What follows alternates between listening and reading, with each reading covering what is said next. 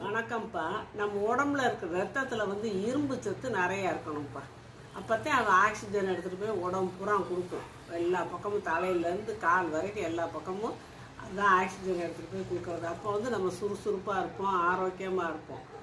அப்படி இல்லை, ரத்தத்தில் வந்து இரும்பு சத்து கம்மியாக இருக்குன்னா டஸ்ஸு புஸ்ஸுன்னு கொஞ்சம் தூரம் நடந்தால் கூட மூச்சு வாங்குவோம். எந்த நேரம் படுத்து தூங்கிக்கிட்டே இருக்கணும் போல் இருக்கும். ஒரு சுறுசுறுப்பு இருக்காது, கை காலெலாம் வலிக்கும். இப்படியெல்லாம் இருக்கிறப்ப நம்ம சுறுசுறுப்பாக ஆக்டிவாக இருக்கணும்னா நம்மளுக்கு இரும்பு சத்து உடம்புல சேர்க்கணும். அது வந்து பல விதத்தில் சேர்க்கலாம். இப்போ நான் ஒரு முறையை சொல்லி கொடுக்குறேன். இது டெய்லி எல்லாரும் சந்தோஷமாக செய்ய வேண்டியது தான். அது இந்த கருப்பு திராட்சை, உலர்ந்த திராட்சை இருக்கு இல்லையா, கருப்பு உலர்ந்த திராட்சை கிஸ்மிஸ்ன்னு சொல்லுவாங்க.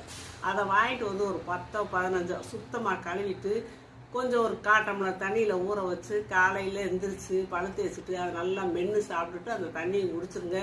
உங்களுக்கு 10-20 நாள்லேயே உங்களுக்கு அந்த வித்தியாசம் தெரியும்.